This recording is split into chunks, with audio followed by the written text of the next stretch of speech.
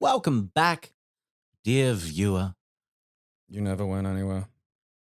That time on the beach when there was only one set of footprints, that was me, with you on my shoulders.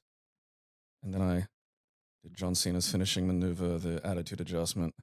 It was okay because it was on the beach, so the How does sand was that pretty go? soft. I throw you onto my shoulders, right? You know, like a fireman carry. Yeah. Like, that's the general term for that. And then I squat just ever so slightly to get a bit of a boosty because you need the legs involved in this. A lot of leg involved. Right. Surprising amount of leg involved in a lot of the upper body wrestling maneuvers because ultimately this tower's got to stand on a foundation. And that foundation is your ass. And so you squat a little bit, get the glutes under there.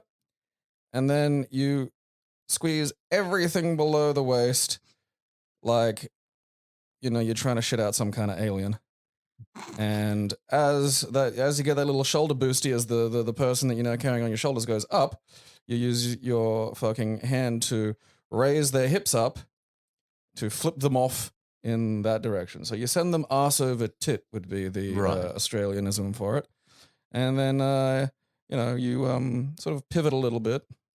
And there's lots of things you can do in this position, but John Cena was always a very safe worker, so he'd gracefully fall down with them to give a little bit of added drama, and you land on your back. It's a very good way to land because your head isn't gonna flick. The thing that is it's the butt, and usually, nothing too severe is gonna happen to you. And I'm on the beach, with my Jesus powers. I've just snuck up on you with They don't bring all of them up in the Bible. No. But he did have invisibility camouflage. Yeah. That was how he was able to, He could also stick to walls. Yeah. Like Spider-Man, but... Yeah, but it wasn't spider-based. No. Which was very weird. Yeah. We usually think of wall sticking as spider-based. But that's why, when they stuck him to the cross, he actually took those nails out really early and just kind of stuck there. Just to fool them. Well, because you can't nail a human to a cross, even with those big Roman nails, by the hands, because you just come off. But Jesus was just he was like one of those little gummy dudes you used to get in those fucking show bags. And you landed on the sand, so it was okay. That's okay. Yeah. And that's the story of how Gabriel Twist saved Jesus. Yeah. This episode was called Little Squirt. Yeah. And all I want to say is this the episode where all the budget went? Because I know what you mean. The cinematography, the shots, the way the composition. There was location work. There was a lot. In what looked like an actual location. Yeah. That wasn't, lots of these places we haven't seen before. Yeah, we actually got a sense of Port Noranda, the suburb. Yeah. Which I do like because I am a firm believer in the idea of location as a character. Obviously it doesn't necessarily need to be depending on what sort of story you're telling, but something like this, now that you've done one season and the kids do have to leave the fucking house occasionally, it's useful to have, Port Noranda be a place. Yeah. Like how New York was a character in Seinfeld. Yeah. You could have stuff happen and you could have that naturally motivated from the fact that they were in New York. Ted Lasso, very location based. Yeah. They've got the pub, which is a very important location, and you've got the stadium. You've got the offer. There's parts that are just, they're more character than themselves, as you said. So we open with some nice stock footage. The subtitles were solid on this one, because they'll have the subtitles in brackets for things that aren't being spoken. Yeah. It'll be other shit. And I find that funny because they'll describe music, which is sort of funny to me. And I do get why they're doing it. It's for people who can't hear. But just in brackets, spring boings. Is just incredibly funny to me. Yeah. And I don't, depending on when and how you went deaf, I don't know if that's going to be very helpful. I don't think you can communicate the concept of a boing sound to someone who was profoundly deaf from birth or something. Yeah. I think that's just lost. That's hard. But yeah, waterfall footage. Stock footage of waterfalls. And then was it stock footage? Because did they I don't actually know. go there later? I feel like yeah. I think because we thought it was was we assumed it was that's got to be stock footage because they're not allowed to leave. That's the true. house They with, did film the expensive it, cameras. But then later, they were at an actual creek. And then it pans down into the sort of base of the waterfall. Yeah. And the words thing. Little Squirt come up and you see the Shinto looking ghost spirit. Yeah, he must have got imported here by Japanese immigrants, which must be rough for the spirits. Yeah, imagine just being in a place where no one speaks your language, you're ghost ostracized. There's no, all the weird rules that you operate by aren't the rules going on around you now. And like, so we cut to the other great Australian waterfall, an absolutely feral toilet block. This confused the fuck out of me. Because I need people to understand. The primary school I went to was 136 years old, like in 1995. Right. Like it was one of the oldest schools in the country. It's probably like the first school in fucking Queensland. Right. It is a shit school with fucking ancient buildings, including an ancient toilet block. Right. And it was better than this toilet block. Yeah. So we open, Bronson's listening in the door and you hear some ruckus inside. Yeah, he's just listening at the toilet door, which is not a good look weird. generally. Snapper and Faye walk past and they're, Faye's a bit concerned because she thinks Bronson doesn't like him, doesn't like the marriage, which he doesn't. Yeah. But that's not and she also thinks Bronson's a weirdo, which he is. Yeah, that's like... So Bronson decides he's going to go into the toilet, stop listening, stop being a weirdo. So he goes in to look at some dicks, which is not better. Just time to look at some dicks. So the kids are having a peeing contest. If you do not know what that is, you go into the urinal and you try to pee high as possible. Yeah. That's literally it. It's fairly cut and dry. It's basically, I feel like watching it there and thinking back, it's like I feel like you might be able to damage your prostate that way if you're going way too hard. Because I feel like there's just no sane situation where you'll need to be forcing the pee out like that. No. Like what's that doing really? Like it's not good for you. Yeah. The big thing about this toilet, as you said, how your school is better, is it was a shipping container. I mean, it looked like a shipping container. But so I thought it'd be like a shipping container and you go inside the container and there'd be toilets and a trough in there. Yeah. And it's not. The trough's just like outside. There's still a wall and like that little L-shaped thing so you can't just like look at like little boys piss. I think they've just used corrugated iron in a way that looks like shipping container. Probably, yeah. Because it's painted red. It'll just be like fucking cinder blocks. Yeah. I mean, that's what these were most. Because it's open. Yeah, there's no roof. Yeah, there is no roof over the urinal. It's just free air, which is never fucking seen that. insane. No, neither have I. Because it would rain and they would get rusty and shit. Well, also, yeah, then like you the can't tops of them. pee in the fucking rain. Yeah. No, you got to stand back and like. I mean, yeah, I suppose. But like, that's not. Again, I went to a poor school in a poor area in a period when like nobody was putting money into fucking public education. So it was poor. And still, I looked at this toilet, was like, look at these popcorns. Yeah. So the first guy comes up, he pees. I think it's like that was Tiger. Tiger, yeah. And Tiger is maintaining the commentary. He's because this was a very official peeing contest. Oh yeah, there was a lot of people standing around. There was a lot. It was. I mean, I think it was single knockout. So you only have one. There's no runbacks on this. And when Pete came up to pee, yeah, he did pretty well. And then he turned around and high-fived two guys. There was a lot of high fives. Now, if you're peeing and you've got a grip on it because you're aiming high, and you're peeing, wash your cunting hands, please, before high-fiving me. Oh no, because you are absolutely peeing all over your hands. Oh, 100%. Like there's no. You're getting splashback. Yeah, well, I mean, also you're going up. You're aiming up. Like not all of it can go up. No, like, some of it's coming down. Yeah, and that's getting exactly on your hands. Yeah, I did write like there are too many high fives in this setting. And then Gribble comes up. Yeah. And Tiger says he gets the Gribble death grip. Now, that killed me. He's masturbating a lot.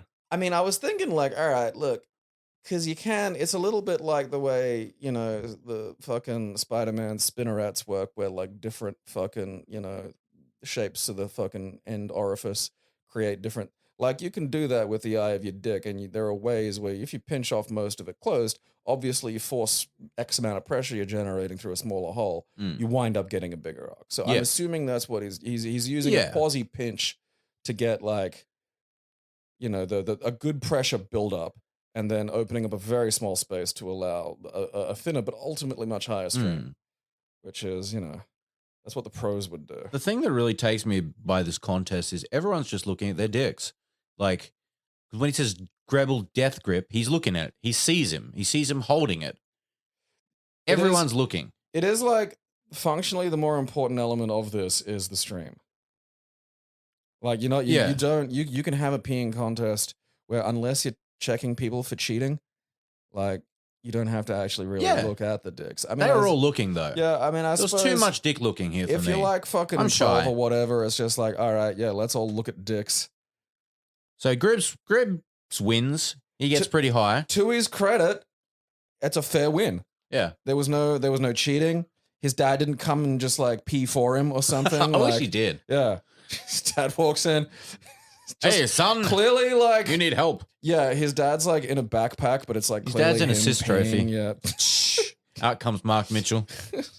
Like it was because you don't see that a lot with the bullies. You know, the particularly in season 1, the bullies weren't given what you'd call any kind of, you know, positive traits or any sort of things that they were legitimately good at. Yeah. Whereas like here, Gribble wins the peeing contest fair and square. And then Bronson's like, can I have a go? And they all laugh at him because obviously he's a small little kid. Yeah. And he pulls down his pants and he gets a little bit of stage fright and just trickles just down. It's like he didn't even have to pee. No. Like that's kind of a part of this. Yeah. Because like we get this really weird still shot. And it looks like when you use the zoom function on a phone whose camera isn't really designed for zoom. Yeah. It's a digital zoom. It's like shaky. Yeah, because it's got that weird tremor in it of like, here's a still shot that we're using, you know. I that's feel being it was played. green screened even.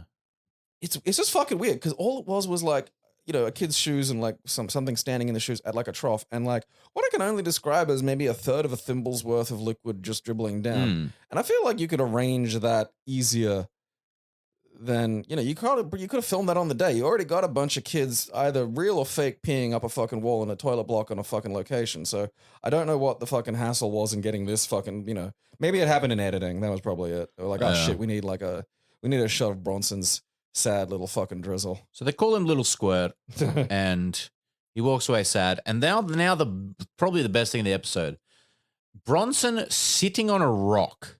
It cuts to this fucking Makona ad. This like, you know, like It says solemn music in brackets. Yeah, no, it's like you ever like I don't know if they even know if they exist anymore. But on late night TV, where you'd get those ads for like music, and it's like just someone's bought like weird late night fucking time slots, and it'll be stock footage of someone looking off, you know, wistfully and then skipping a rock or some shit. Like it was that. Yeah. And then except it's just fucking Bronson there. Sad because he can't pee good. And then it cuts to a couple having a picnic, and I got really confused at first.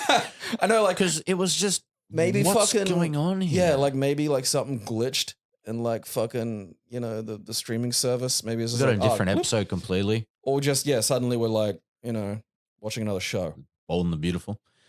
So And- yeah, there's like a couple just having their fucking trying So to have a picnic Bronson date. he takes his shoe off slightly, undoes the tongue of the shoe, Yeah, and he starts smelling his own smell because he loves it. it And is weird. these people, one was Andrew Daddo. Oh wait, no, that wasn't him. That was He's he the was a ghost. Yeah, Anyway, they smell it and like, oh, that's disgusting, and they leave. And Bronson's all happy because he, you know, grossed out some people with the smell of his feet. it's such a weird scene. It was fucking weird. Like I get they're setting up the shoe thing, and so that's fair, and like it does factor, but like this just as a scene is like an odd little duck because we just immediately cut to like fucking, you know, Gribble rolled up to do his developer routine, which involves To which you know, all the people are kind of angry because he's gonna develop this creek into like a theme park, an aqua world. yeah. And I love this part. Really confused me. There's a few parts in this episode that are very confusing. And Matron stays in the car, High as shit. high as shit. Like it's very clear that like, and I'm like, is this going somewhere? Like, is this like the And Tony shoes? goes, "Matron, are you coming?" And she doesn't answer. No, She like, just sits there. she is fucked up on like fucking, you know, the hillbilly heroin. Like they've got her on the mum pills, the fucking oxys. Because you she know? eventually, in a few, like, in the same scene, but a little bit later, she's out of the car with Yeah. no explanation, Well, nothing. it's probably just wore off. Bro. That's her morning too. You know, she's popped a bit, and she's, you know, because like it's one of those things about like any kind of fucking, you know, creative work, is it's like this isn't an accident. It's not like it's not like I just filmed you sitting in your fucking car and you looked really fucking high for 5 seconds. Yeah. And I go, ha, look outside. It's like, no, none of this was an act. Like they shot a shot of Matron sitting here, not responding to fucking Gribble, and her looking just like fucking batshit fucked up. Like, you know, the kind of sad, like fucking Stepford wife coping with just like a world she doesn't really want to live in, but like they produced these pills, so now she can at least be kind of munted. And like just that. And it's just like, why is this in this show? Like, is this gonna go in? Like, are we gonna have a whole episode where there's like fucking ghosts and matrons fucking oxys? That'd be amazing. Yeah. And so Gribble decides he's going to start dumping rocks to fill the creek. The funny thing about this is, now that I'm thinking about it, it's like, I don't think he even had I think he was just doing this. Yeah. Like, of an afternoon. I think he got some like shit from a Bunnings and just started dumping some mulch into a creek. It was like, oh yeah, I'm developing this. Because like someone asks, it's like, have you got like a permit? And he immediately goes, oh yep, it's completely legal. We're all permitted. It's completely legal. He like overemphasizes it to the point where you're like, oh okay, so something, you know, in a lot of other situations, he'd be like, oh, okay, so something on the sly is happening here. He's going to dam it, say that it's already damned. And that, well, now we may as well build a fucking, you know, Wet and Wild here. So he starts dumping rocks in with a digger thing. Yeah, and it's some fucking rocks. And like just garden variety, big rocks. Yeah, like literally garden variety. Yeah. Like, we're not talking like a fucking boulder you'd have to go to a quarry for here. And this disturbs the Shinto ghost who is living in the stream. Yeah, it did.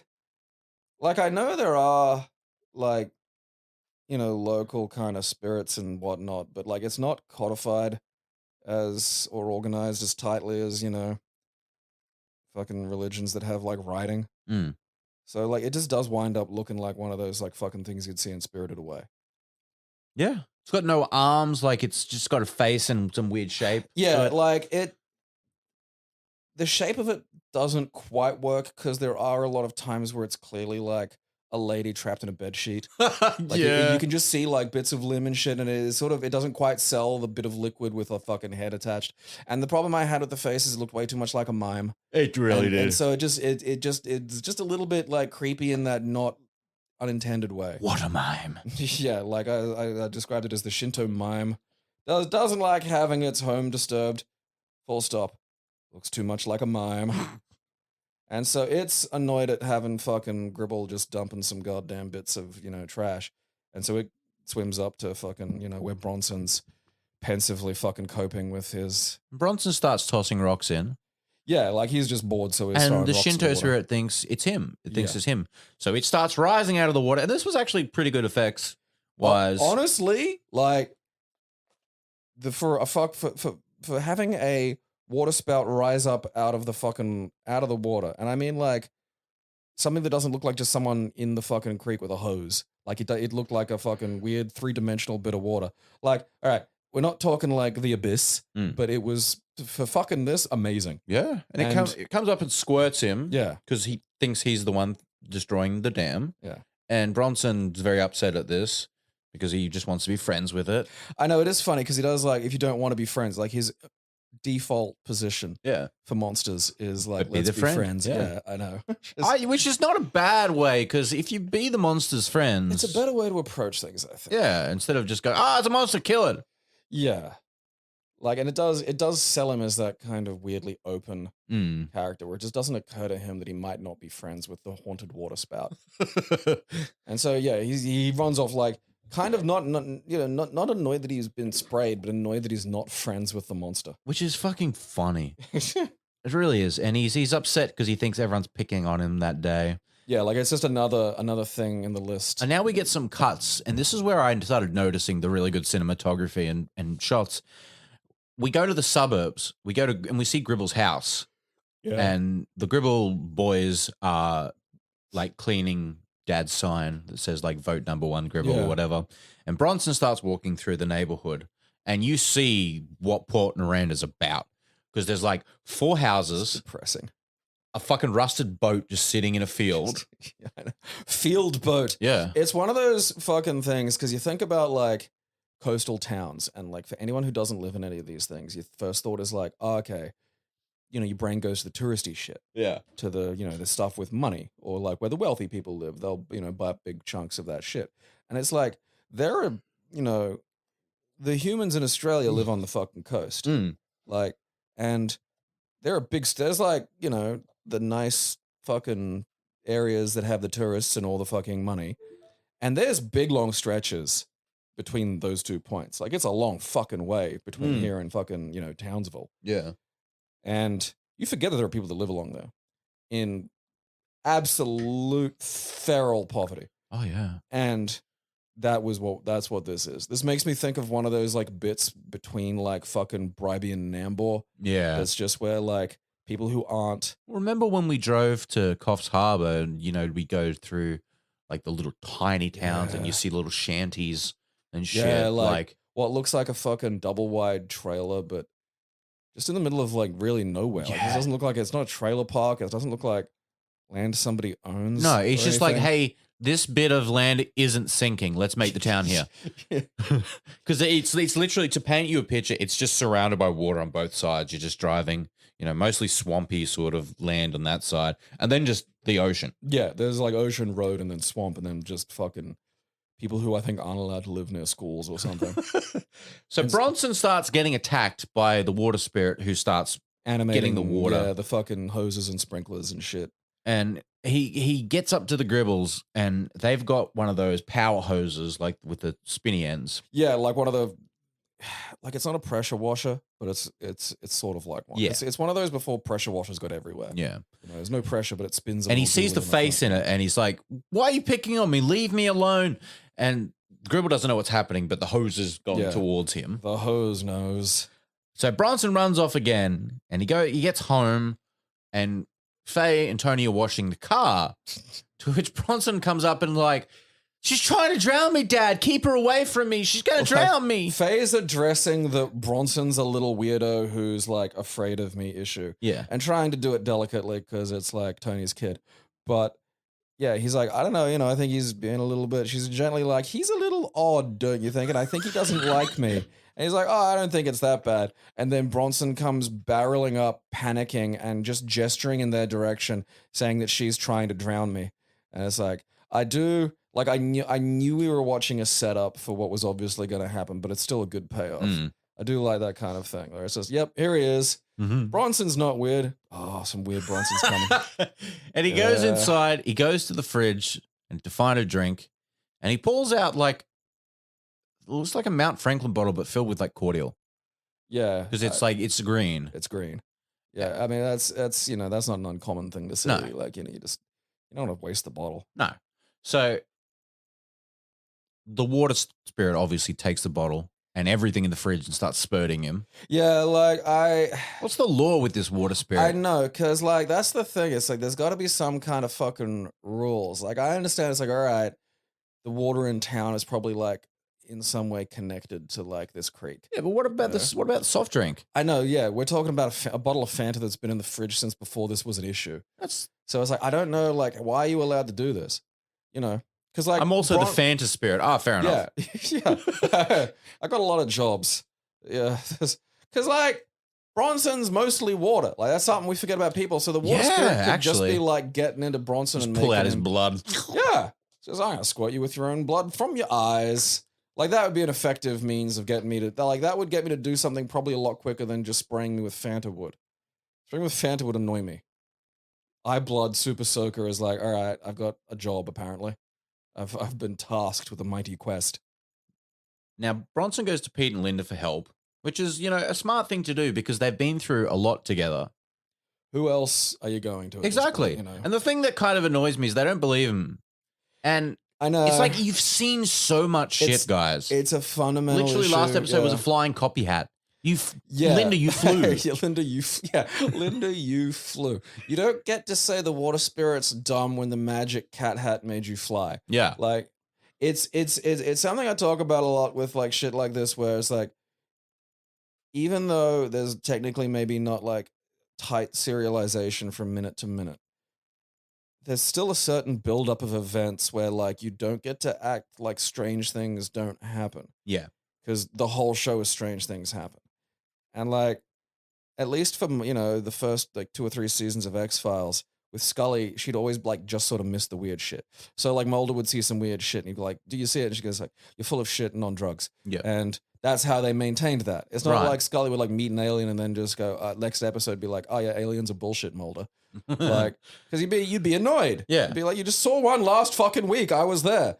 That's the fucking problem. Because the scene sort of does need, you can imagine the scene being like, oh, you're full of shit, Bronson. Yeah. And you'd write it that way, but then it's just like, well, yeah, but also like fucking, the cat hat and the flying and, not to mention all the other bullshit. Yeah. So you kind of like run into this thing where you just can't, the characters like, just to say everything else is weird. Why couldn't this happen? I just want them to say that.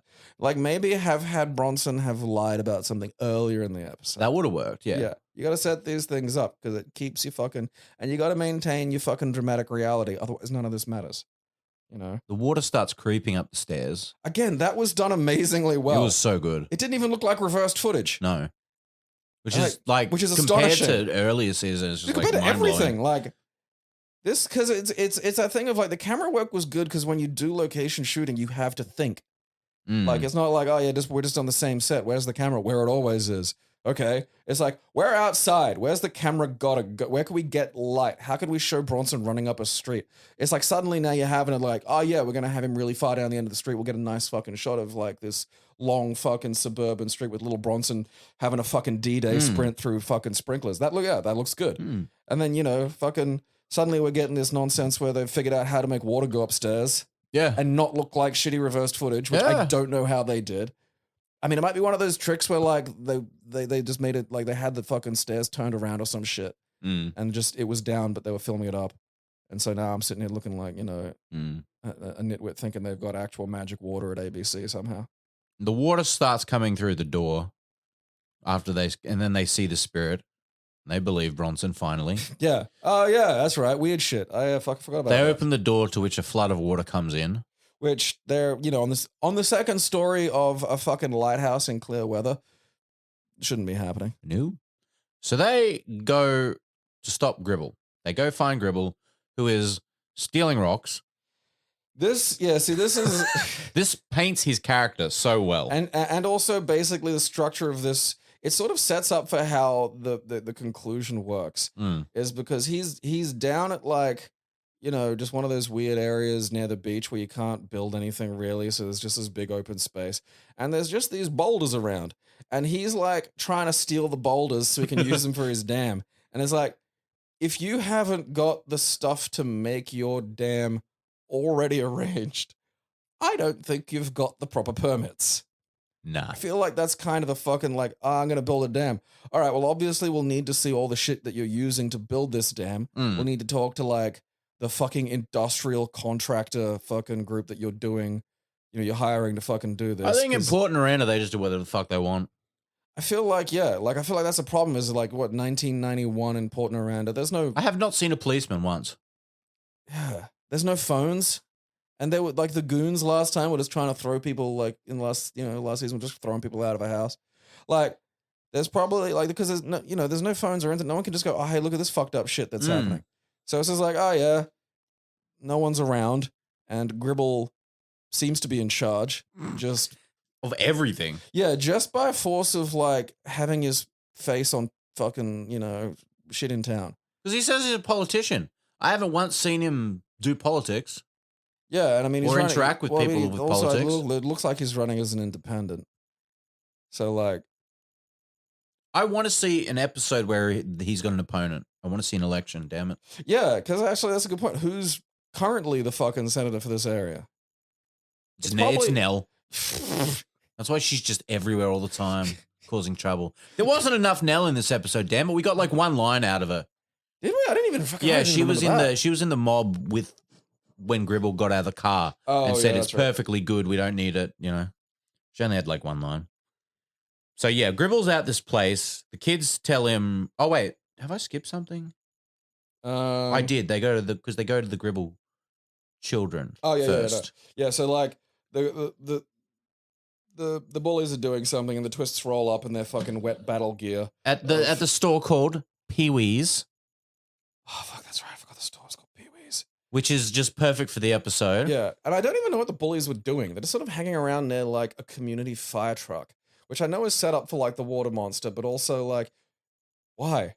The firemen were stopping off to get something from the store. They got out and walked into the store. The bullies just around, I suppose. Yeah. I mean, there weren't like, there was no It's internet. a small town. There's no internet, fuck all video games. There's nothing to do but be outside. Go to the local store, maybe get some candy. Yeah, we don't have money. Shit. Well, so the Twist kids rock up. Bronson's wearing full like goggles and swimwear. And like this is like kind of the whole plot is just them begging people to stop the dam. Yeah. And that's it. And then the people that they're begging to stop the dam go, "You're full of shit." And then the water spirit goes, "Oh, I'm gonna fucking squirt you," and squirts them. To which it takes a fire truck and makes it start raining. Yeah. And the bullies are like, "Oh no, it's freezing, it's cold, stop it." It's like you can walk out of the water.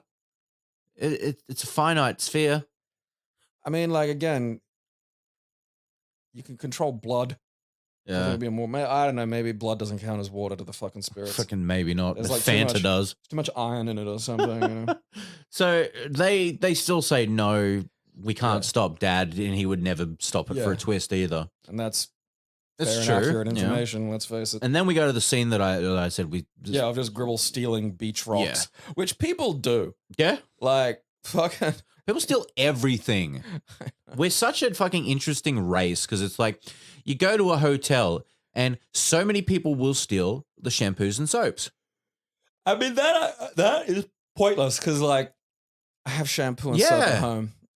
Like, What are you doing? Yeah, Maybe for your guest bathroom, but even then that's weird because then they just go, "Did you steal these from a hotel?" Steal a lamp, but like, because like it's people will like. You know, because there's illegal dumping rules, and you see signs of saying, no dumping, because, council just dump shit. And then there'll be places that have, like, tons of naturally occurring gravel. And, like, rather than, I don't know, go to the fucking Bunnings and get some fucking gravel, they will just roll up on some fucking abandoned beach with, like, a ute and just steal. It's so sad, dude. Like, I know. It is such a feral thing to do. So Gribble's obviously down there, like, fucking... I don't know, trying to size up a boulder for his goddamn truck. So their kids are like, look, you've got to stop building Aquaworld. The water spirit doesn't like it.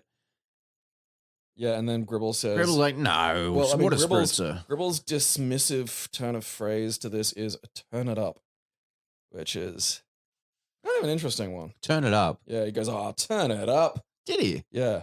That's interesting. I know, I've never heard that one. I'm guessing it's now the southern one. I mean, I'm assuming it's predicated on, like, speak louder for I must have misheard you. But, still. He goes to get in the car and the water spirit splashes his bum with muddy water. Yeah, and it goes all over the car. Basically, the effect is it looks like they've got, like, and again, I don't know where they got the money for this, like squibs mounted in the mud puddles around where he is. And so one goes off on his ass. And he's driving a convertible, so obviously, like, this is... Although it doesn't seem to even have a top. So maybe it's not a convertible, maybe it's just topless. I swear it had a little black bit at the back. It might do. But I mean, I had to put it up. Yeah. But I don't know. So he starts driving around and the water holes go all around him. And he's telling the kids to stop it. And it's like, they're just standing there, dude. You were here before they were. Yeah. Like, that's... Because, I wrote, like, water spirit starts fucking with Gribble, setting off mud mines as he's driving away. And then we go back to the lighthouse, to which Gribble's like, you've got to get your kids in line, Tony. Yeah. And it's like, all right, what'd they do? And he goes, they lured me into a minefield. And it's like, all right, I want you to think, like, you could have just said they threw mud at my car, like, which would have been a lie. But also, if you roll up and say, like, oh, your kid lured me into a minefield, I am not going to believe you. No. Nobody is. No. What do you say that to the cops? So your car blew up? No, they were water mines. Yeah. What? Yeah, no, the mines were in mud, and the mud splashed me, and now I've got mud on me, and the children did this, like fucking. I think you need to go away, sir. To Tony was like, well, you're not going to get in trouble for putting mud on Gribble's car. Which Gribble's like, what? He's like, but Bronson, I don't want you lying about water spirits. And Bronson's getting very frustrated, and that's the biggest thing about a lot of this show is dismissing Bronson. And it happens a lot. I know. Because he's young and he's telling bullshit all the time. And to which Gribble says bull twang. And that is something I haven't heard in a long time. I don't think I've ever heard bull twang. I mean, I was just around a lot of people who'd swear in front of children, I suppose, but I've not heard any of the softened versions of this. So it's the two ghosts who are sitting up on the little lighthouse. In the awning. Yeah. One of them, Andrew Daddo. It's just weird. Yeah. Which was the successful Daddo? Because I know one of them's in Hollywood. It's not Andrew. I think he was an author and like a radio personality. Okay, well, good for him. So they comment on what's bull twang, and one of them who's Scottish goes, it's a ingredient used in haggis. All right. And no, I don't think it is, but it might be. Fuck, I don't know. Well, it might mean the gut of the animal. Although it's supposed to be made from a sheep, isn't it? Yeah, sheep's and like. Although I mean, intestines. maybe that's just sheep haggis. Maybe there's just haggis for whatever has a stomach. You reckon there's human haggis? I mean, I don't see why not. And I don't think haggis is. I don't think the defining factor, the element of haggis, is the animal you make it from. I'll look up haggis. Like, I feel like haggis is like, have you fucking cooked a bunch of shit in a stomach because there's nothing else around. Okay, haggis is a savory pudding containing sheep's pluck, savoring. minced What's sheep's pluck? Is that sheep's testicles? I don't know what sheep's pluck is. Pluck, offal. All right. So organ meats. Yeah. Heart, liver, and Savory lungs, pudding. minced with onion, oatmeal, suet, spices, and salt, mixed with stock and cooked while traditionally encased in the animal's stomach. Now an artificial casing is often used instead. Oh, well, that's not really haggis then. Fuck you. Fogus. So yeah, you could technically like it's if they can put it in something that's not the stomach, then Yeah. I feel like you can have any form of haggis. Now, this was one of my favorite parts of the episode is when Gribble refuses to, stop at everything, and the water spirit decides to put a cloud over his head. And again, surprisingly well done. Like, you can Yeah. clearly see some, particularly when he's driving off, you can see the fucking effect. But like, there's a cloud It looked over like his the head that's Mario raining. Kart cloud. It was so good. It looks exactly like that. Yeah, like you said that as he was driving away, there's this rain cloud over his head, and you're like, oh, the lightning is gonna go off, and it's like, oh shit, yeah, it is too. Like, you can just see it go, then it just shrinks down. But like, again, like, are you a fucking creek spirit or are you a fucking cloud spirit? Yeah. Are you allowed to borrow the cloud spirit's like cloud for 5 minutes to fuck with a guy? Because I assume the spirits would be okay with that. You're like, hey, can I borrow this? I mean, you'd owe the cloud spirit then, and I know enough about like fucking mythic things to know that like you don't want debts to fucking spirits, man, because they're gonna like go. It's never like, oh yeah, give me that $5 back. It's like, I'm gonna have one of your kids, which is not a fucking Massacre your whole family. yeah. Well, not even mask. It's just, what do you want? I feel like just raising a kid. Like, I don't what? I don't know about that. I don't know if I want you doing that. I don't know. Why do you want one of my kids? So many of them do. So Gribble's in his office with the cloud. Yeah, And he's on the phone. And He's got like an umbrella between him and the cloud, but like the cloud is still raining, so it's just raining on the umbrella and then onto his desk. And the fucking kids are having a mop like fucking magic cloud water out. And he's on the phone and he's like, Tony, I think you need to send those kids down here, mate. And Matron walks in, freaks the fuck out because she just sees a cloud over Gribble. And then it hits him with lightning. This is why he's on drugs. Yeah. Like, this is why Matron's high. Yeah. Like, and I get that now. It's like, all right. She's had enough. Yeah. She's seen enough. I don't support getting like just completely zonked out on OxyContin if you fucking, can help it. But it's like, all right, maybe you live in America and your healthcare is just here, get high on this giant tub of fucking heroin and until you die. Or, like in Australia, you've got like fucking ghost clouds tormenting your husband. So you're just like, oh, I'm just gonna have it 2 a.m, and then maybe 2 at lunch, and like a sneaky one like in the evening, just to fucking, because you just don't know, Aaron. You just don't know when the fucking rain ghosts are gonna show up. And yeah, he gets struck by lightning and doesn't shrink, which like completely contradicts my entire understanding of lightning. I know. He's just kind of fried, which, when was the last time you were burnt? Because that hurts. The time I got shocked when I worked at cash converters and it like threw me against the wall. Jesus Christ. What happened? So we were doing, remember that thing how I told you that a lot of stores, when they return stuff, they just sell it off? Yeah. And then places buy it and then go through it and see what's good and stuff. That's what we did. We bought a bunch of surplus and returns from those stuff, and we just had to go through and test it. So there was like fairy lights, and I plugged them in. And as I plugged them in, it just shocked me and like threw me back. And yeah. So it's funny because the term electrocuted means you died. Yeah. You executed, Yeah. electrocuted. So you didn't get electrocuted. You got shocked if you lived. If you died from it, yeah, you got electrocuted. So Gribbs got shocked. Got zapped. I still say electrocuted in most cases. Most people do. It's just it's easier to convey. It's one of those things where like there's there's a technical usage of the word, and then there's a colloquial usage of the word, and that's just it's just the way it is. Because and after this point, and Gribble's eyebrows in this episode are like on a weird journey because a lot of the time Mark Mitchell's got like this blonde guy eyebrows, which are kind of a bummer because a lot of the time you just can't see them.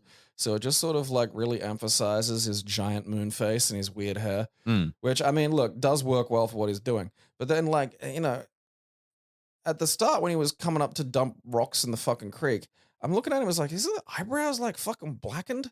And you were like, it's just the shadow. And I thought to myself, yeah, you're probably right, it's probably nothing. And then in this scene, it's like there are clearly bits, and it's not to do with the fucking fact that he was struck by lightning. No. Where his eyebrows, it's like, when you get that highlighter shit for like beards or whatnot, dude highlighter. It's just literally like you can get like a brown, like for me, like for example, I've got a brown like thing. Yeah. Like, and you do it and it thickens the eyebrow. It looks more full. It looks like he's done that. It looks like he's plumped up his eyebrows. Yeah, which is like something you have to do all the time if you're going to do it. Because I said I think he might dye them because he does have very natural.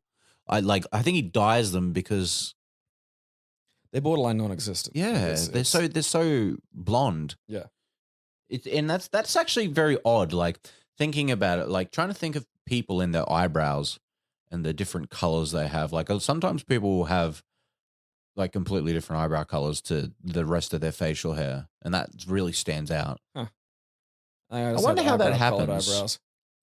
I don't know. I guess it's whatever the fuck the hair genetics feels, are fun. The hair feels like doing. Yeah. So the kids rock up. Yeah, and it's like, don't make the dam. Get rid of the rocks in the water. That's what the story is. And he's still like, no. Yeah. I know. It's like, dude, come on. Cloud. You have an inside cloud. You got zapped. Yeah, you got like lightninged from the fucking inside cloud. Like that. I feel like fundamentally that's a bigger thing than what the thing ends up being that convinces him. Yeah. And I feel like that's weak storytelling because if you're escalating the final thing, unless you're doing some kind of like, switcheroo joke or something like that, the final thing has to be the biggest thing. Otherwise, when a fucking escalator, it's like, okay, so because you can't have your person survive B and then change their mind on C if C isn't worse than B. Yeah. Otherwise, it makes them look like a moron. Yeah. It was like, well, you survived the fucking inside lightning. It was a big deal about fucking. Because what happens is they show up to go to the car wash, which is a nice bit of continuity considering his car's still fucking filthy.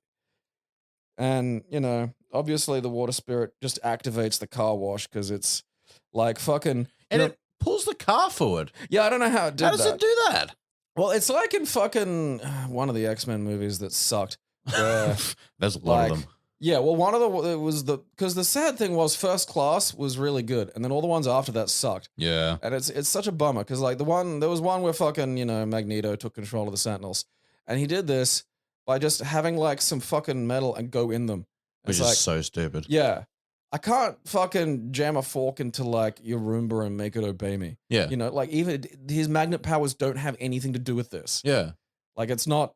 And it's not like he was animating them using like the fucking, metal in the fucking things. Yeah.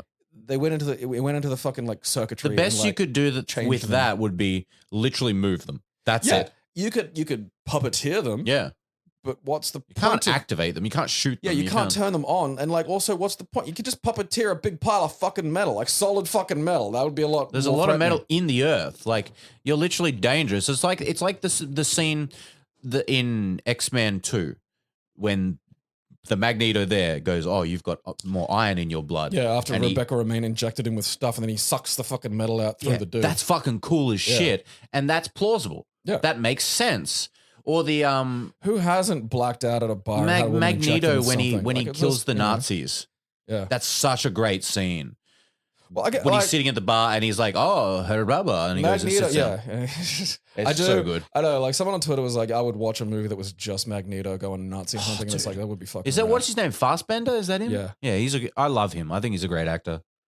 So So yeah, they get pulled into the car wash, and the water Somehow, spirit fucking starts going nuts. Well, the water spirit just turns on the car wash. Yeah.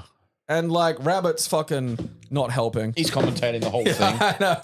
But like the fun thing I noticed about this was like the Twist kids and the bullies were delighted by what was going on.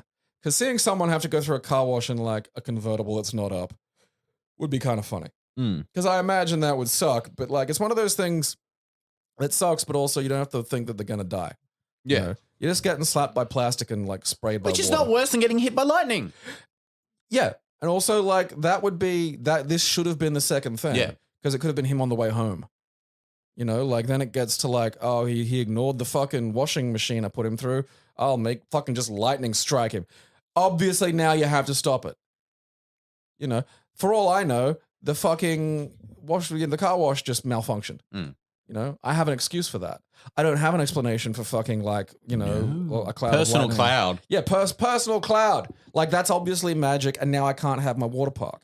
So they go through the car wash and they get slapped and hit by all the things.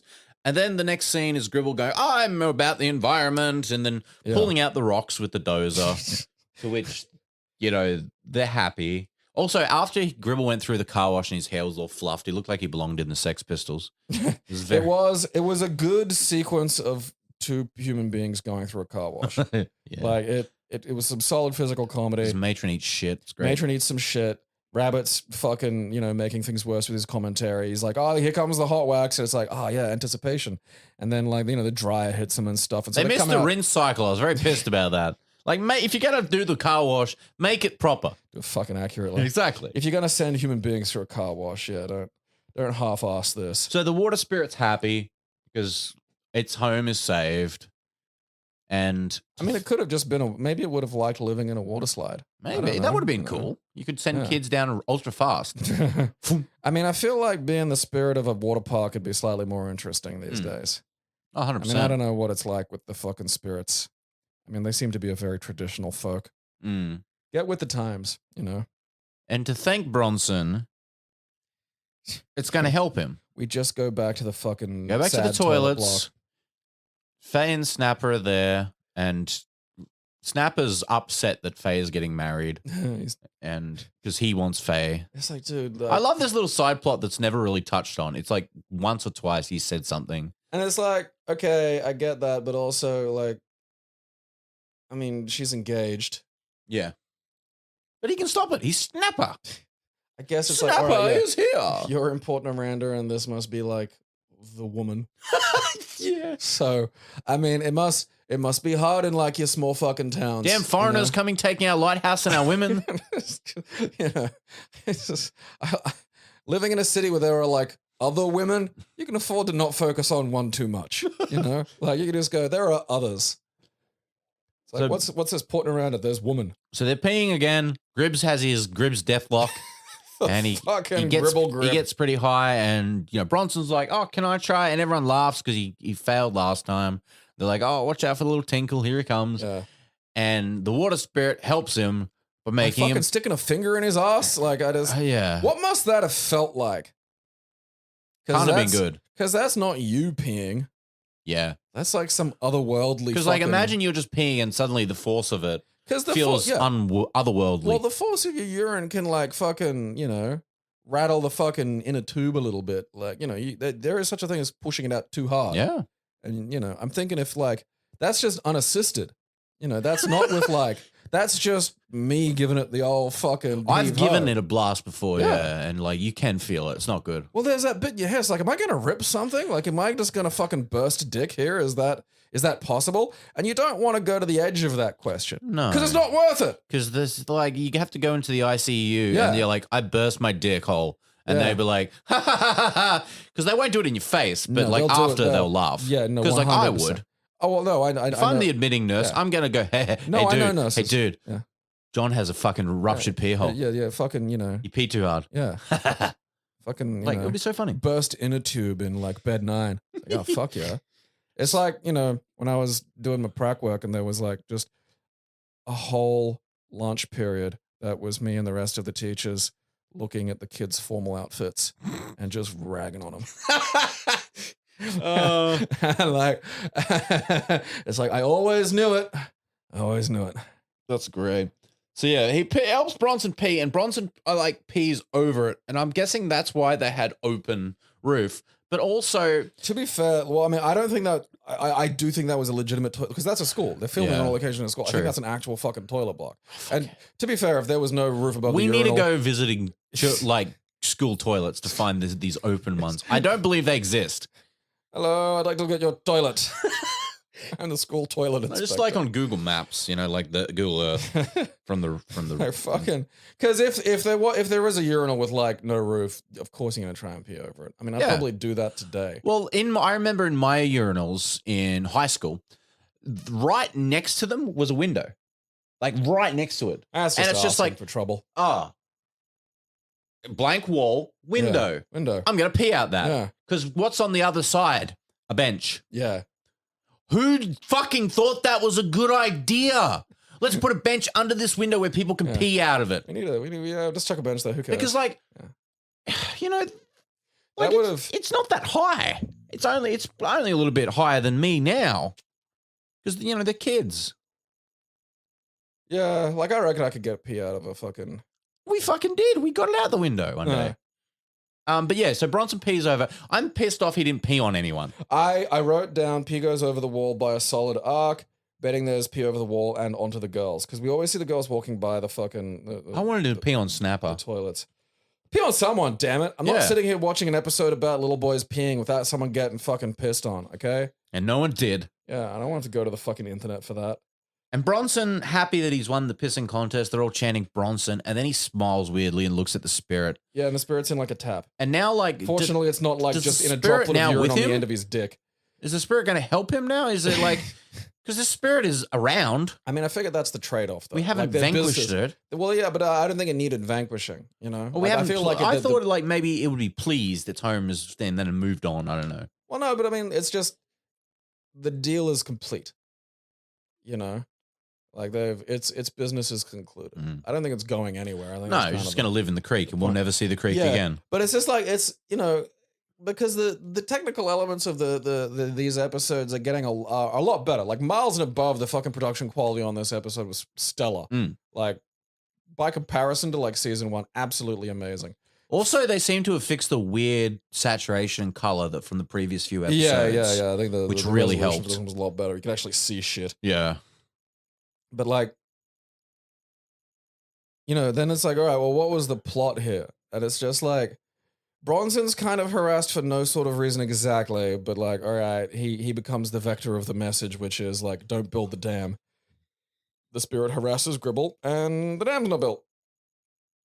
And like, if at least sort of the escalation of the fucking harassment of Gribble was a little more better organized and not like just in the wrong order. It was just higgledy-piggledy. Yeah, so it's just like, again, it's stories where it's just like some stuff happening.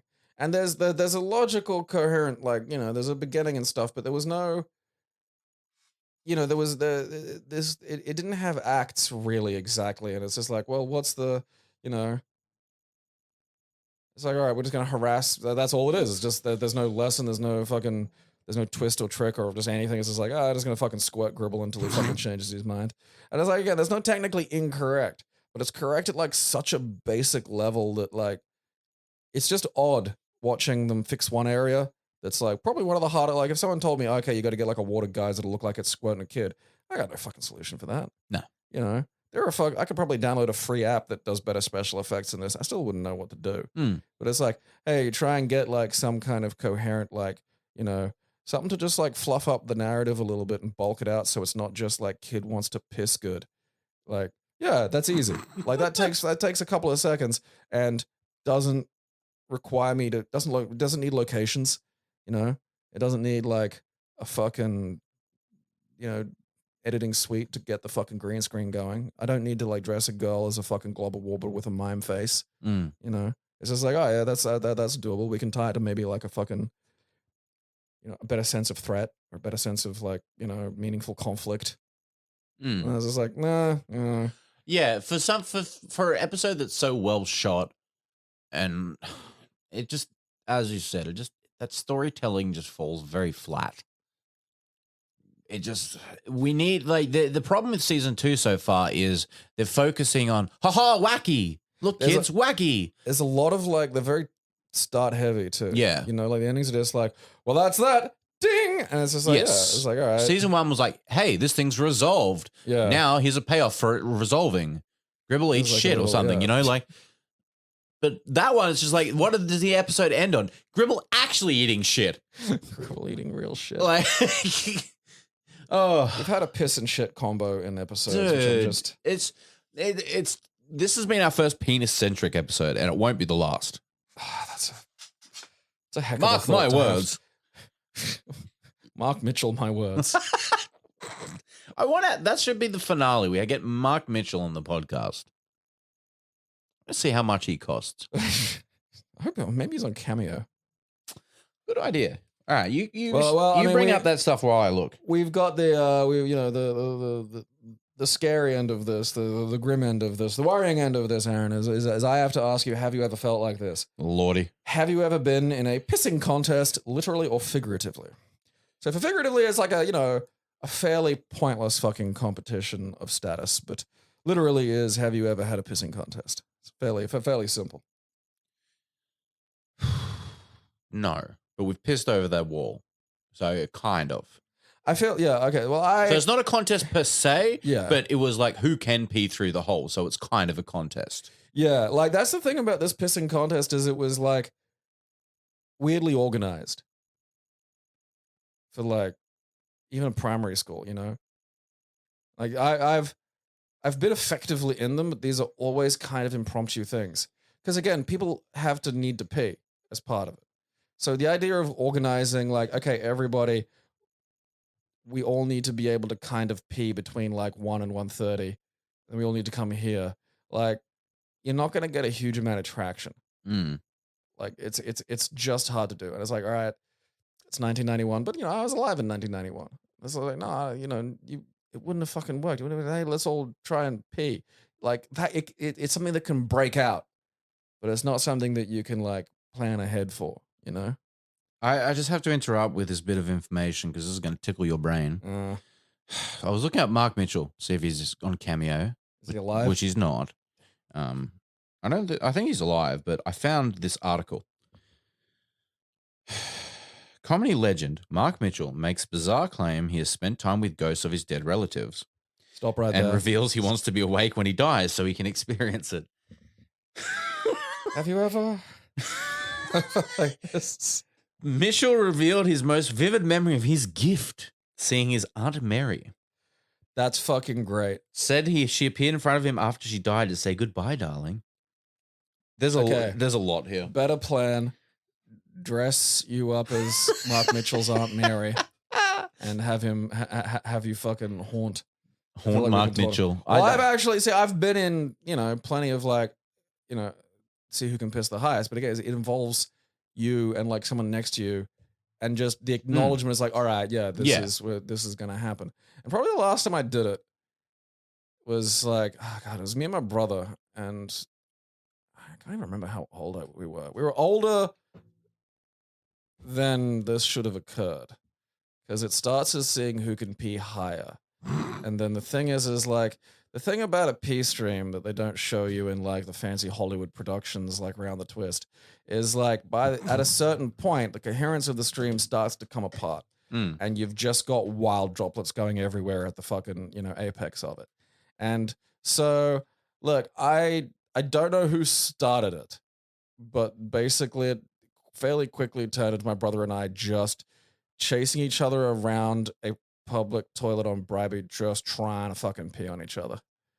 Because it got out of hand quickly.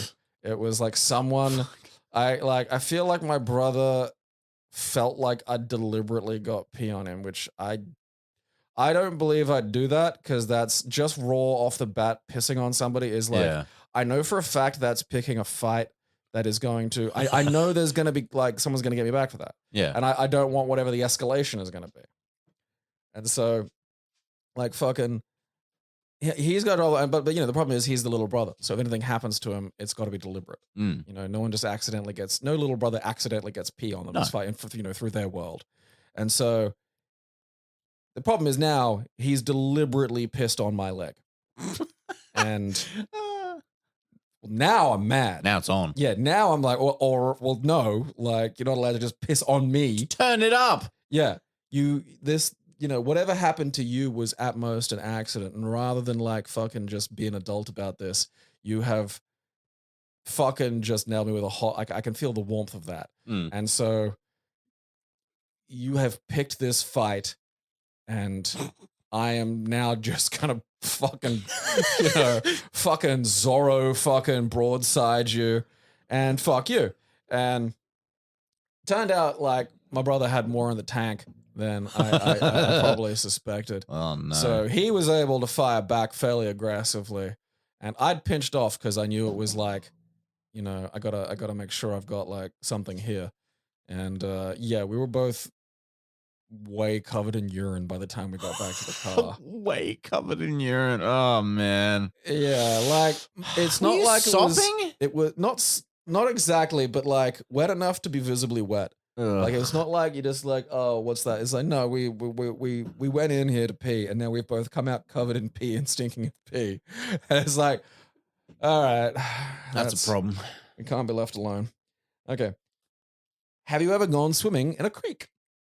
Yes. There's lots of, so here in like the area we live in, Brisbane and the outer suburbs and all the stuff surrounded, there's mountains. And when you go up the mountains, there's often spots on the side of the road. Pretty much just like the one we see in this episode. Yeah, where you can stop and you'll notice that there's like a path going down rocks and stuff. And you'll just come to this beautiful, like literally on there, a beautiful creek and waterfall and stuff like that. Yeah. And there are popular ones that people go to swim in. Yeah. College's Crossing is one that I know is like reasonably close. We used to go to Young's Crossing near my dad's house. Yeah, I remember that. That's near the fucking Petrie Dam. Yeah. I wonder what it looks like now that it's been probably annihilated by several fucking dam releases. Oh, dude. When we had those really big floods like 10 years ago, they would have got fucked then. That's a shame because like there was a rope swing attached to like, I mean, it wasn't a tree so much as a stubborn bit of driftwood that was like high enough to hang a fucking rope from. And it was another one of those situations where like the rope for the rope swing was just up so fucking high. I have no idea how it got up there. Yeah. But like, bless whoever did, because they fucking got a damn good knot. Like it must have been some fucking actual, one of those Navy knots that tightens itself because it never broke. Like, and yeah, that's astounding. Every fucking time like you're on it, it's just like there are adults on this fucking thing, like it should have fucking broken. It just never fucking did. And like, it was rad because you could just fucking jump on this thing. You could Tarzan out. You could do a backflip into the water and stuff like that. Yeah. And then, like every now and again, though, there'd be like, I don't know, whatever eel season is. And so you'd just be like, and it wouldn't be a perfect overlap with like creek swimming weather, which was nice. It was always like there'd be a few weeks where there would just, you'd be, and it's like, you're in the middle of fucking a fairly big, I mean, it's not a river exactly, but it's not a fucking creek. Like this thing is like, 15, 20 meters across. Like, it's not like a fucking just, Yeah. Like so you'd be paddling across and then just like, you'll just feel something long just go like bump your leg, and then suddenly you're having an anxiety attack in the middle of like a fuck. It's like, oh shit. It's like something's getting me.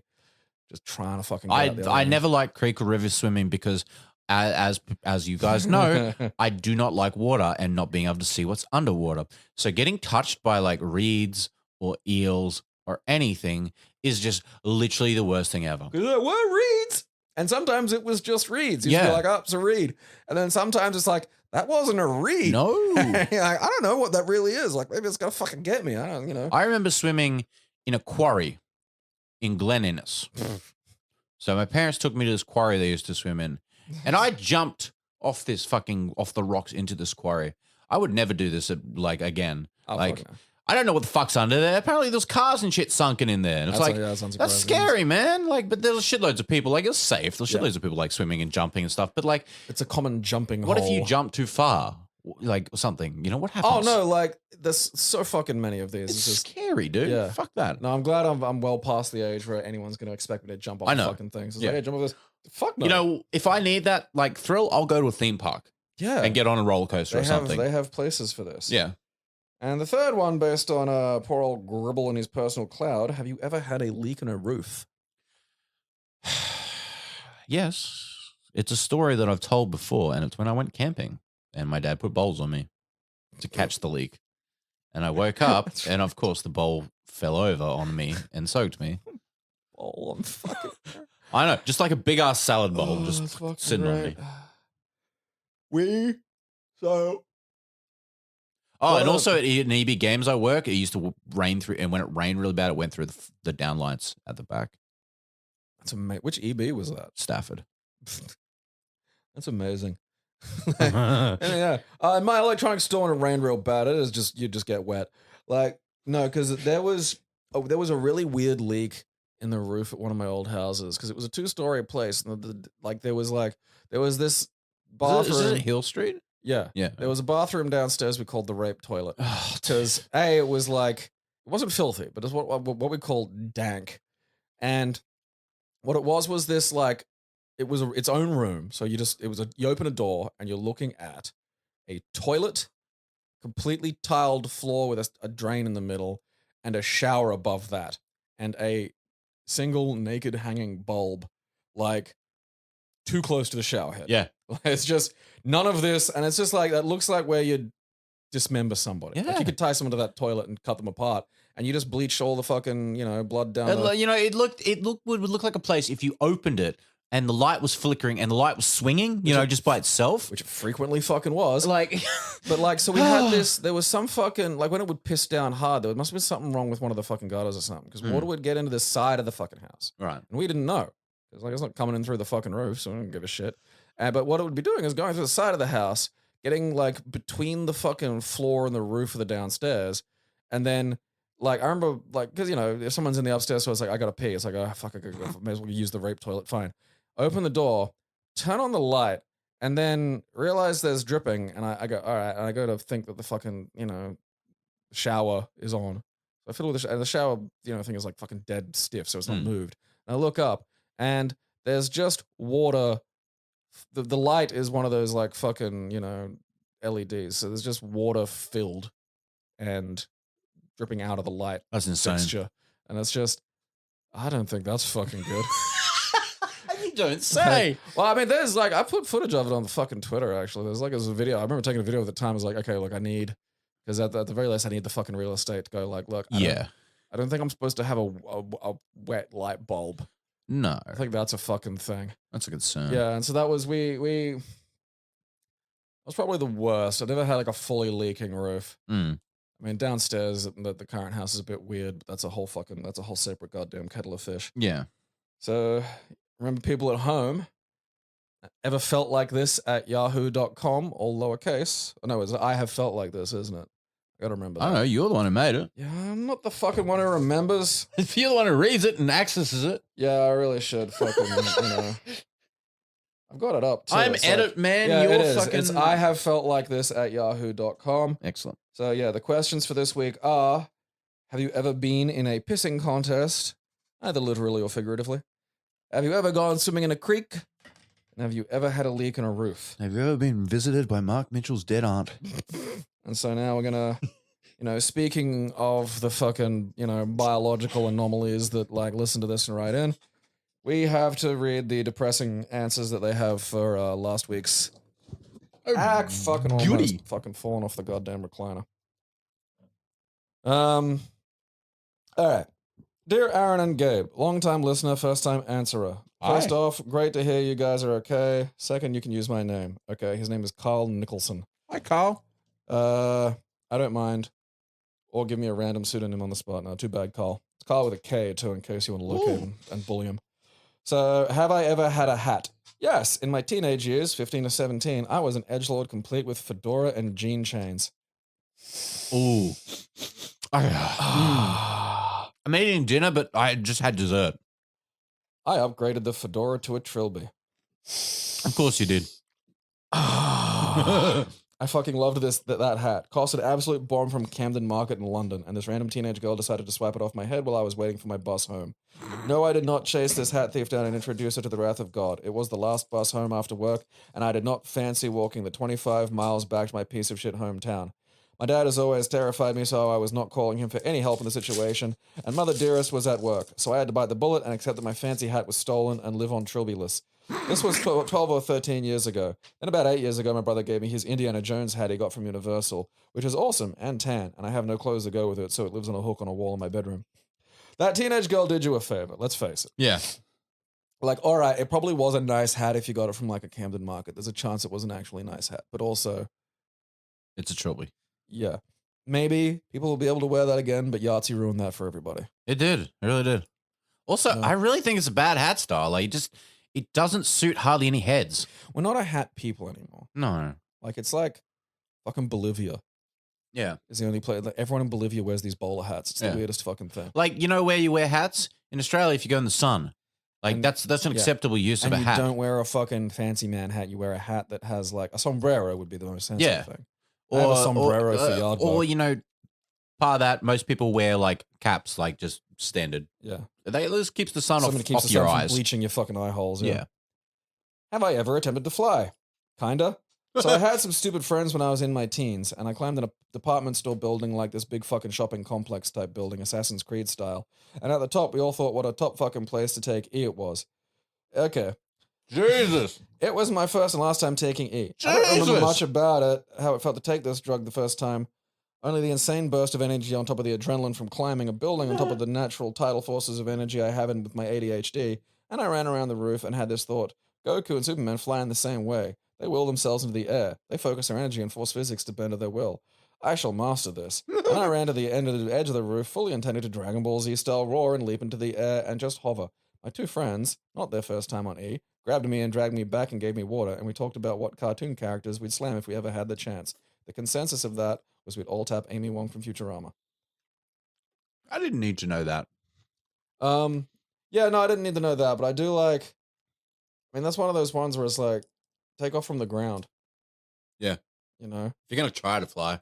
Yeah, like I respect feeling that because, yeah, if you're taking fucking pills, you can feel bits of yourself in really weird ways, and it's fun. Yeah. It's a bad idea. Yeah, but yeah, I wish I had my camera out to get a photo of that. Have I ever eaten shit?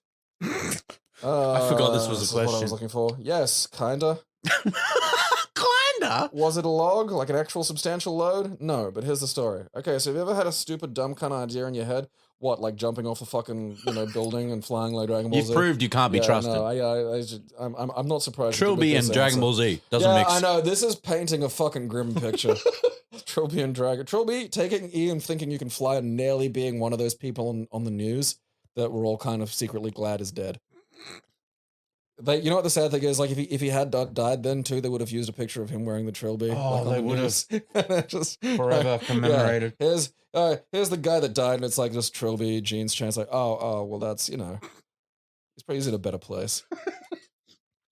So have you ever had a super dumb cunt idea in your head? Like, what would it feel like to touch an iron that's hot? Or I wonder how it would feel to be hit by a car.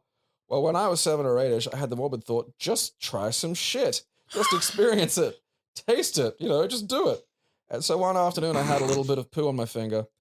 I mean, like, I like how we've just jumped to that. Jesus. One afternoon after school, I had a little bit of poo on my finger. Like, did you go from what? Yeah, did you take a shit and while you're wiping, get it on there? Like, God only knows. I sniffed it, I licked it, I swallowed it. From what I can remember, it wasn't half as bad as I thought it was going to be. Smelled like shit. Didn't really have a flavor, more like a taste. Like, imagine the smell is the flavor. Just that, but on the tongue. I know how flavor works. Fucking anomaly. Which lingered for quite a while, and I had to brush my teeth multiple times to kill the aftertaste. Oh, dude.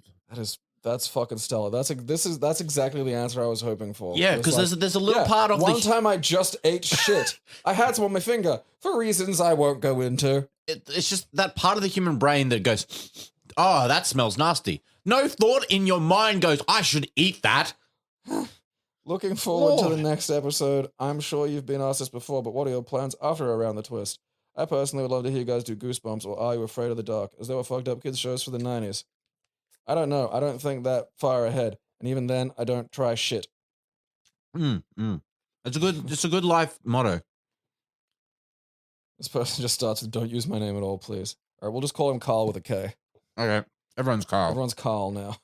Just everyone's fucking Carl. Fucking God. Amazed he survived this long, to be I honest. know. Eating poo, taking E. Was it poo-E? Oh, It was E covered in poo. yeah. Yeah. They call it a licorice bullet. It adds to its raw strength. If you ever eaten shit on E, it changes your flavor profile. Hey, yo, Twist Brothers, longtime fan of the show and looking forward to more. After a few of these, I decided to watch the episodes before listening to the podcast, and I was not prepared for some of the early 90s TV That's a budget fucking special good effects. idea, you know? Because that's the whole point of the podcast. Well done. Yeah, people are weird. In response, have you ever gone through a hat phase? Yes, I have. It's one of the most common phases. During my college days, I used to alternate between wearing a trilby. Two trilbies in one fucking day. I knew it. And wearing a flat cap. I became known as that guy. Shit. This is a good week. This is a bumper crop. And if I ever turned up without wearing one of those two hats, people were surprised, including my teachers. I didn't really have much of a reason for doing this. Nobody does. I just thought the hats looked cool, and people made fun of me for it right away, but I was a sad, lonely loser in school, so I enjoyed the attention regardless. I didn't really have anything interesting that happened to me because of this, but I did have a cringe moment where I thought it'd be a good idea to buy one of my teachers a trilby as a leaving gift. Oh my God. I wonder if she ever wore it. No. Yeah. If you have to ask yourself that, no. I want you to think about this for a second, person Carl with a K. Have you ever seen a woman wearing an adult woman wearing a trilby? No, No. I haven't. And we wear at the Manor Bar a lot. Yeah. If you're going to see one, that's the place. Yeah. If you're gonna see them anywhere. So for those who don't know, the Manor Bar was like a nerd cocktail bar here in Brisbane. And essentially it had a 50-person capacity and it would just be packed up with like every nerd you could see. It was kind of like, we'd stand outside and be like, where's Wally, Oh, there's this group of people, you could see them. And they congregate. You're like, oh, is that one going to meet that one? Because like they're kind of the same. And then they do. And it's like, damn. It's fun. Good fun. Back in the drinking days. In response, have you ever attempted to fly? Kinda. Why does everyone say kind of? Yeah, I'm enjoying this. Well, I'm assuming nobody's like, yes, successfully. But like, try to fly around all the time. Like, the question is try to fly. So, I mean, it's either yes or no. That's a good point. This is more about being briefly airborne, but I think you'll have fun with this anyway. There was a rope hanging from a tree over a trench near the entrance of my local woods. That's amazing. Australia doesn't really have the woods. We have forest, like rainforest, and we have bush. But I don't think I've ever seen a woods. No. Like, that's a temperate climate thing. Like, there might be woods in the south, like somewhere in like fucking, western like New South Wales or something. You could probably find a woods. But like, you aren't finding a woods in Brisbane. No. Just a rope over a trench. The trench was pretty deep from my 9-year-old perspective, at least twice my physical height. A group of us were all hanging out around it one day, trying to goad each other into taking a swing on it, all knowing full well we were too piss-weak to grip it properly and would fall immediately. Excellent. Anyway, one of the more easily manipulated kids, God, they're great, showed up and we all focused our efforts on him. We pretended we'd all taken a swing on it before. That's mean. Peer pressure, peer pressure. Before he arrived, and after a long war of attrition, we finally got him to take a swing. Jesus. The results were glorious. It had actually rained the previous night, so there was a big muddy puddle at the bottom of the trench, and boy howdy did he make a satisfying splash when he fell. The kid ran off crying, but we all thought it was great. Yeah, that's kids. That's kids, yeah. In response to, have you ever eaten shit, figuratively or literally? I have a pretty good story involving my sister. I mean, well, at least it's not you just going, perchance I shall taste some shit. Because that would have been 2 trilbies and 2 poo eaters in one. That's too much. I feel like we'd have to stop this show. If we get 3, it's like Monopoly. We go to jail. Yeah. The police are here. We're being taken away. Yeah, you know what? I'm not sure what law we've broken, but I'm sure there is one. He doesn't know. We were on a family trip through the woods and had just done one of the longer nature paths. We took a break to have a picnic and play a little football. Soccer. Now, this was a while ago. My sister would only have been a few years old at the time. Anyway, I just want you to picture 2 young teens having a kickabout when suddenly one kick goes at a funny angle and the ball misses completely. Coincidentally, my little sister was running past behind me and got hit in the legs, sending her tumble through the ground face first. There were a few seconds where we just all stared in horror at my baby sister being hit by a rogue ball. We all ran over to see if she was okay, but then me and my brother started laughing when she lipped off her face and realized she landed face first in a big pile of dog poo. Mum was not pleased and decided it was time to go home. Did you call her shit lips? Like, because that's where you should get it. That's a nickname because it was an accident. You're not allowed to call a little girl shit lips if you put the shit on her lips.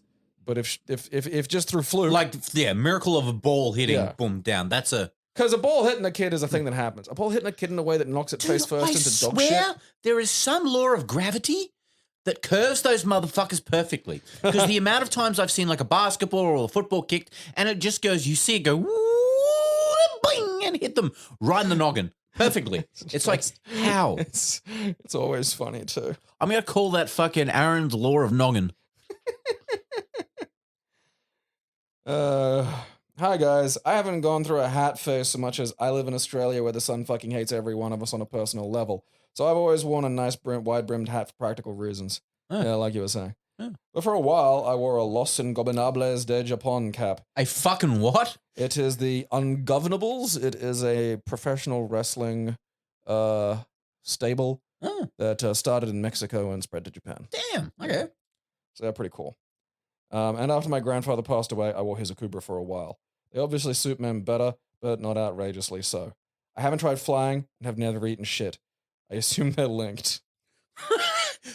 I mean, yeah, the other guy tried to fly and eat and ate shit, so.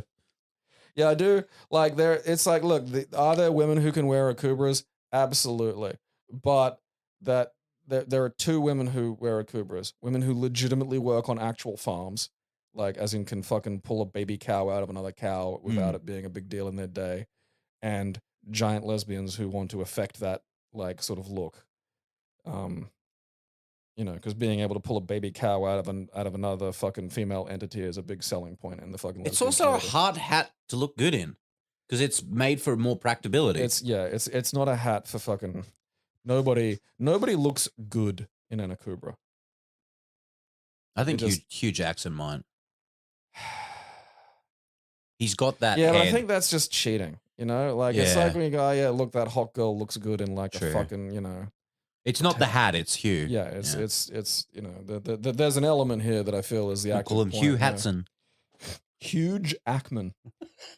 That always made me laugh. Greetings again, testy twisters. I write again in to say that I have felt like this, though first I wish to speak in solidarity with one of the people writing last time who said that the ghost girl from Scooby-Doo and the Ghoul School was cute. Gabe was right in the assessment that it must be a personality thing, because a still image does not convey that in the movie she's a manic pixie dead girl. That's fair.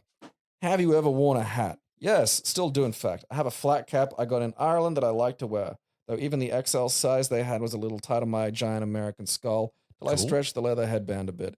Yeah, celt heads are like these funny little balls. They're more like ball bearings. I have like the lower quarter of that. I got a little nubbly celt chin and then a fucking enormous, ridiculous fucking Norse weapon skull that you can actually turn into a good fucking, you know, mallet. We don't want you to be a gronk, though. You know, once I'm dead. Once you're dead, yeah. Yeah. If you die before me, I'm turning you into a mallet. Yeah, no, that's fair. It's like in Destiny, you know, there's certain gods we kill, and then we turn them into weapons. That's the most sensible use. And like, yeah, absolutely. Turn me into a warhammer. Have I ever attempted flight, and have I ever eaten shit? Also, yes. More float than fly, but I think it counts. When I was younger, I mean, is this eating the shit as well? Because I mean, like, I didn't expect that last person to be right when they said that flying and eating shit were like in like, you know, associated. They've cracked the code. Yeah. When I was younger, I remember being at school during recess and having an umbrella. God knows how I got it, but knowing myself, I'm going to assume I stole the thing. Now, I consider myself an observant person most of the time, and I had observed the wind pulled at open umbrellas. Moreover, I had also observed that if you jump up with an open umbrella, you would fall faster than it would because it was catching air. This led me to have the brilliant idea to monkey climb the metal support pillars to get on top of the walkway roof and take a sprinting jump off with an open umbrella to soften the fall. Jeez. This was when I learned that umbrellas can turn inside out, as it did midair, and then I proceeded to eat shit and roll down a grassy hill, thankfully not breaking anything, but the school did suspend me for acting up. Fucking, that's weird. It's a weird, yeah, like, I mean, all right, you climbed a thing you weren't supposed to, I think, is you have to put a fucking, you know, dampener on that behavior. Like if you just jumped off of like a bench, it'd be like, all right, he made an idiot of himself, so we don't have to punish him further. It's like if you climb a fucking structure at school, you're not supposed to. It's like, look, all bets are off. Yeah, we can't be having children do this. Yeah. Because one of them might die and then it's our problem. Yeah, I guess dead children are probably a bad look for school. Just ask stream mode. Yeah. Like, I feel like they could lighten up on some of the damage, but you got to be able to send them home largely whole. Yeah. You know? Yeah, that's a big one. You can't be like, oh yeah, so like one of them kind of fucking died. Parents tend to notice that. Oh yeah, it's like Uta. Yeah. We just want closure. Just want closure. Like, you know, can you bruise them and get away with it? Yeah, probably. You know, just not about the face, but like, you know, they gotta still get home with all their limbs. Only mild psychological damage. From a Keep It Classy fan. Did you ever wear a hat? And did you have a hat as an identity? I mean, I do like this because the last time, like, did I ever wear a hat? And it's like, that wasn't what I asked. I said, did you go through a hat phase? Yeah, it's a bit different. I like this because it's like, did you have the hat as an identity? It's like, yeah, that's, you know, that's closer to what I was getting at there. Yep. Yes, for a bit of context, my older brother was an amateur DJ. I grew up listening to Dre, Tupac, Wu-Tang, and many other heavy hitters from the early 90s rap world. Well, I got really into hip-hop fashion. I wore extra baggy shorts, oversized t-shirts with rappers' faces on them, and the cherry on top was a b-boy bucket hat from the 80s. Let's go. Most kids in the halls of my middle school knew me for that hat and nothing else. The hat stuck out, but what probably made me stand out the most was all of my friends were hippie punk rockers. In retrospect, I probably just looked out of place. It looked like one of those, like, gangs from, like, a kid's show, you know, where the gangs can't just be, like, 8 scary black dudes. It's got to be, like, fucking all the ethnicities, and also, like, none of them are really scary. I just picture B-Boy Ryu. Just completely out of place. How'd you put that back in my head? Because Capcom, that's Capcom, not me. I know. I have to remind you. I'm the keeper of the B-Boy Ryu. Keeper of the fucking B-Boy Ryu. Have you ever attempted to fly? No. I used to imagine the bucket hat would inflate like a balloon and gently float me down from any height. That's worse. That's pretty cool. Yeah, that's a strange... I didn't expect a bucket hat callback so quickly. No. I never attempted to prove that, but I held in my heart that it would work. Have you ever eaten shit, figuratively? Yes, I played a lot of video games. Falling from high places looked really easy in video games. Oh. I once jumped from a second-story balcony onto concrete. Oh. In my mind, I was ready for the tuck and roll maneuver. When I jumped up instead of forward and landed on both feet. I remember a rattling feeling that went from my legs to my chest and I fell forward on my face. All in all, I was fine. I did come away from that experience with more respect for gravity. I mean, I'm hoping you were just young, because like a young body can take a fucking shellacking like that. But holy shit, if I did that, my knees would blow out. They'd be gone. Oh, dude, like I still think of that time we were like, were we moving? We were moving, yeah. And you jumped, and so like there's this. We were on this really fucking steep fucking driveway, and the thing about these steep driveways is they make them out of this fucking like not just regular gravel. Okay, it's like specially laid gravel. It's specialty gravel, and then they treat it with this shit, so it. You know, the tires grip. Yeah, because it was steep. Yeah. It was an insanely steep fucking driveway. So, like, in order for your fucking car to get up this thing reliably in, you know, any fucking weather and, you know, work as a house, this stuff does not let shit go. There's a fucking bit of fucking cardboard box at the very tip top of this fucking goddamn thing. And Aaron sees this, and we're like deep into moving. Like, this is like the afternoon, and we've been moving since fuck off in the morning. So we're kind of like loopy and tired. And Aaron sees this fucking thing, and like, I understand, because like I'm sitting there and, you know, beside the fucking bit of like cardboard, and Aaron sees the cardboard, and like, I get it, but also like the thing we're forgetting is, oh yeah, this is a driveway that shit, because it's also a bit wet, like it's been raining, and so your brain goes, yeah, if this were like a grass hill, I'd slide down this motherfucker. Yeah, if it had fucking like been 1080 snowboarding, it would have been great. Instead, all I hear is Aaron go, nah, and then Aaron jumps just 2 flat feet onto this fucking thing, but bent. And bear in mind, because the fucking angle the thing on, his weight just, all of it just compresses into his knees, and he just kind of makes this noise that I can't replicate. My knees nearly went backwards. Yeah. Because it was just like... Because I did the Mario long jump. Yeah. I took a run up and did the flying like... your feet were in front of you. Your knees were slightly bent. Because I was ready to land on it and slide. All of your weight and momentum was moving into the knees. And you just went... like, it was just weird fucking noise. Oh, and like, shit, man. You were like... Because the cardboard did not... And you did not go anywhere. And see... Didn't move a fucking inch. People is old school. So...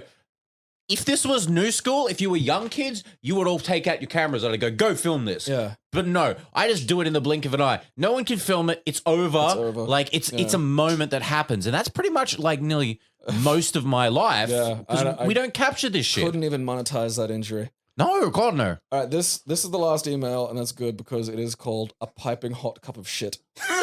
Oh. Okay. Looking forward to this. Yeah. Oh, this is interesting. Greetings, Twistlings. Get ready for the I'm not racist but of eating shit. Oh, no. I've never eaten shit, but I have consumed something that passed all the way through another animal's digestive system. Specifically, civet coffee.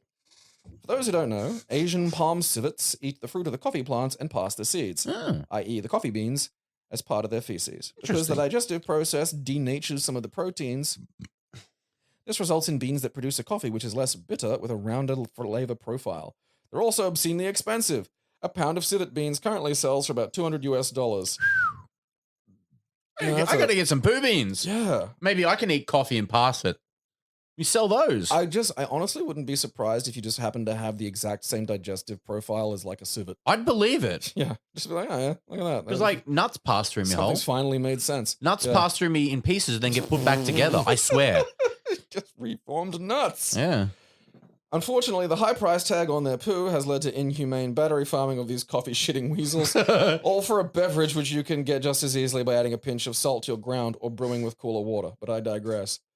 Due to the cost, I'd written civet coffee off as prohibitively expensive, but one time I was visiting a relative who was A, a coffee aficionado, and B, rich as fuck. He offered me a cup of civet coffee, which I eagerly accepted, even knowing that it had already been digested once. To be honest, it was good. Not great, but it's still one off the bucket list. Keep up the good work.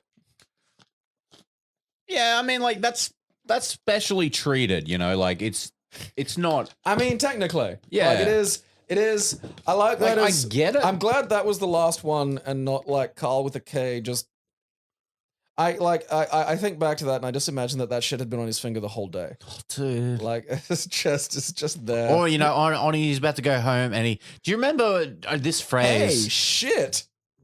Oh man, he John Hoppelardied me. You remember that? Yeah, no. All right, so John Hoppelade. Hoppawate, sorry. Yeah, he's an islander. Was I don't know if he still is. I don't think he is. He's a football player. Yeah. Was it NRL? Yeah, I think it was NRL. Because so with rugby league, the ball is not always in play. Right. So like with union, it's just a dude pile, and the dude pile moves the ball around. With league, you have to like roll the ball, someone picks it up and passes it, and then the ball's like, active again. And the idea is anybody who's not back at the next fucking 5 meter line is offside. So they can't tackle it. Sure. So that motivates you to play the ball quickly, but also you can fuck up playing the ball then. Yeah. And so something that like John Hopawade would do to get people off him quicker so he could get up and play the ball quicker was stuff his finger just right up your bumhole. Like right up there. Yeah, you can Google it. Like just Hopawade. There's like, footage of it. Yeah, H-O-W. He got caught several times. Yeah. And like, again, you'd be watching like, oh yeah, it's time for like Channel 9's football, 6 p.m. It's like, yeah, we'll watch the football. And then you'll just get, because the cameras are in watching this, because it's an activity of the fucking game. It's like, oh yeah, here's the play the ball. Yeah. And like, you're just like, oh yeah, there's a bum. And it's like, what's John Hopawade doing with his finger? Oh and no. It, like, the fucking aim on him. Like, and it was not, because it came out, it was like, this was something he was known for doing.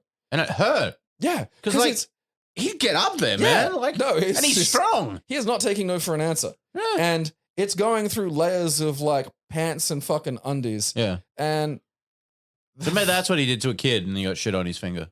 That's where that whole point of that went. No, because like I can vividly see like at least one of the bits of footage of Hopawade like just fingering a bum. Yeah.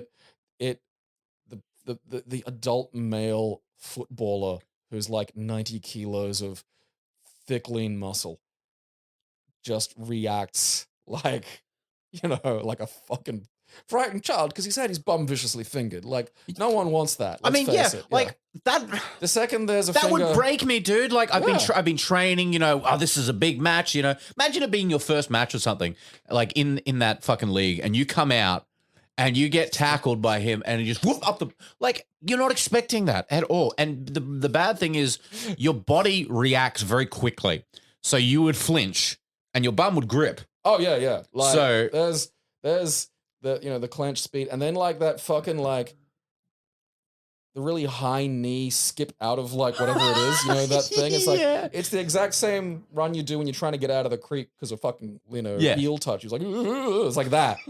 It's like that. You can hear there's it. There's an eel, my mom. That's not an eel. Something's happening. Pants. Because nowhere else in rugby did they go, hey, you're gonna get fingered in the bum. Prepare for that. There's no preparation. But now it's like once you found out about Hopawate, now you got to prepare for that. If you're versing him, he's going to finger your bum. I mean, you're tempted to just wear like one of those fucking plugs. Yeah. But like maybe with like stun gun in it.